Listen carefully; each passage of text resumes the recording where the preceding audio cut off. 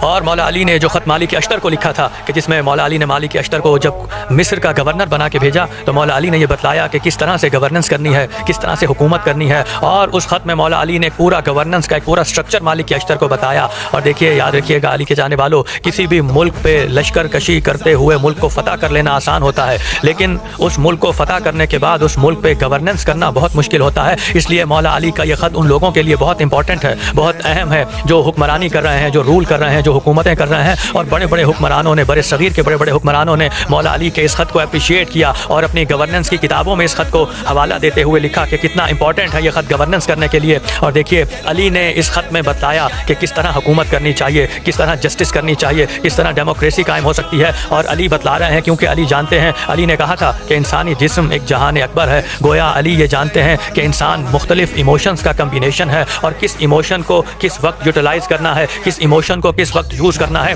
یہ علی بتلا رہے ہیں۔ اور جب مولا علی مالک اشتر کو خط لکھ رہے ہیں تو تنبیہ کر رہے ہیں کہ دیکھو، اپنی رعایا کے حوالے سے ان لوگوں پر کہ جن پہ تم حکومت کر رہے ہو، اپنے دل میں کس ایموشن کو رکھنا ہے، کس جذبے کو رکھنا ہے، کس ایموشن کو حاوی رکھنا ہے، کس ایموشن کو پرومیننٹ رکھنا ہے، کس ایموشن کو ڈومیننٹ رکھنا ہے۔ تو علی فرما رہے ہیں کہ دیکھو، اپنے لوگوں کے لیے اپنے دل میں رحم دلی اور محبت کے جذبے کو حاوی رکھنا۔ گویا علی بتلا رہے ہیں کہ اپنے لوگوں سے رحم دلی کرنا، ان کے بارے میں معاف کرتے رہنا۔ اور پھر علی نے جو جملہ کہا، خدا کی قسم وہ پوری دنیا میں رہتی دنیا تک ہیومن رائٹس کی سب سے بڑی بنیادی پالیسی ہے۔ علی فرما رہے ہیں کہ دیکھو، وہاں تمہیں دو طرح کے لوگ ملیں گے، ایک وہ لوگ ہوں گے جو مذہبی اعتبار سے تمہارے بھائی ہوں گے، اور ایک وہ لوگ ہوں گے جو انسانیت کے اعتبار سے تمہارے بھائی ہوں گے۔ یعنی علی بتلا رہے ہیں کہ بھائی چارے کا رشتہ صرف مذہب کی بنیادوں پر نہیں ہوتا، بلکہ بھائی چارے کا رشتہ انسانیت کی بنیادوں پر بھی ہوتا ہے۔ اور یاد رکھیے گا علی کے چاہنے والوں، دنیا کا جو لیڈر ریلیجن بائزڈ ہو جاتا ہے وہ کبھی اچھا حکمران نہیں بن سکتا۔ اس لیے یونائٹڈ نیشنز نے اپنے 2002 کے جو عرب ہیومن ڈیولپمنٹ رپورٹ انہوں نے شائع کی، اس میں یہ سجیسٹ کیا کہ علی نے جو خط مالک اشتر کو لکھا تھا، سارے حکمران ایک مرتبہ اس خط کو پڑھیں، اس کا بغور مطالعہ کریں، تاکہ معلوم ہو جائے کہ جسٹس کس طرح سے کرنا ہے، ڈیموکریسی۔ اور علی فرماتے ہیں کہ جو لوگ تمہارے تابع ہوں انہیں اسی طرح سے معاف کرنا، ان کے ساتھ اسی طرح سے عفو درگزر کا معاملہ کرنا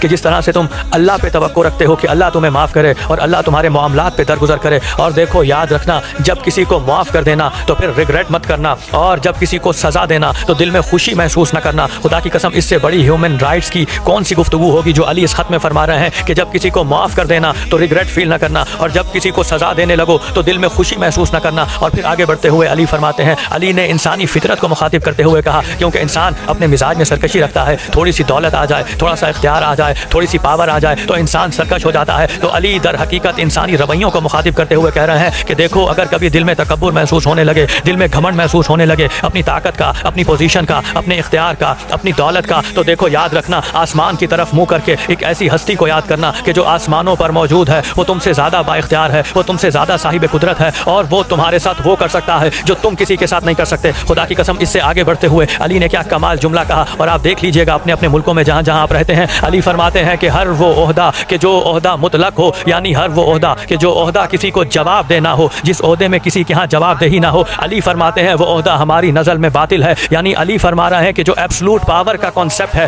وہ ہماری نظر میں باطل ہے۔ پھر مولا علی سے آگے بڑھتے ہوئے کہتے ہیں کہ مالک، تم جہاں حکومت کرنے جا رہے ہو وہاں کی اشرافیہ سے محتاط رہنا، کیونکہ جب تمہاری حکومت مضبوط ہوگی، جب تمہاری حکومت پاورفل ہوگی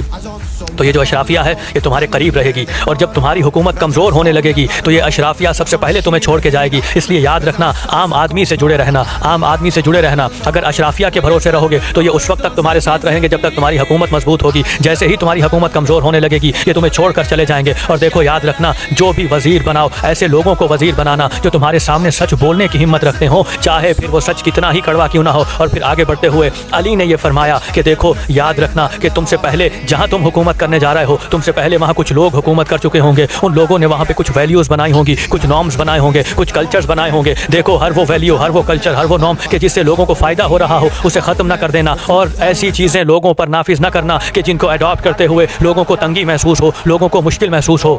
تو دیکھیے علی نے جو خط مالک اشتر کو لکھا ہے وہ تمام تر ان رہنماؤں کے لیے مشعل راہ ہے جو حکومت کر رہے ہیں، جو لوگوں پہ حکمرانی کر رہے ہیں، جو رول کر رہے ہیں۔ اس لیے 2002 میں یونائٹڈ نیشنز نے علی کے اس لیٹر کو بہترین جسٹس کا نمونہ قرار دے دیا اور گڈ گورننس ماڈل میں اسے شامل کیا۔ ارے اسی لیے تو علی کہتے تھے کہ جتنا علی جانتا تھا اتنا کسی نے پوچھا نہیں، اور جتنا علی سخی تھا اتنا کسی نے مانگا نہیں۔ کاش کہ دنیا نے علی کو پہچانا ہوتا، اور اگر دنیا علی کو پہچان چکی ہوتی اور اگر علی کی اطاعت کر چکی ہوتی تو آج پوری دنیا میں مسلمان اس طرح سے ذلیل نہ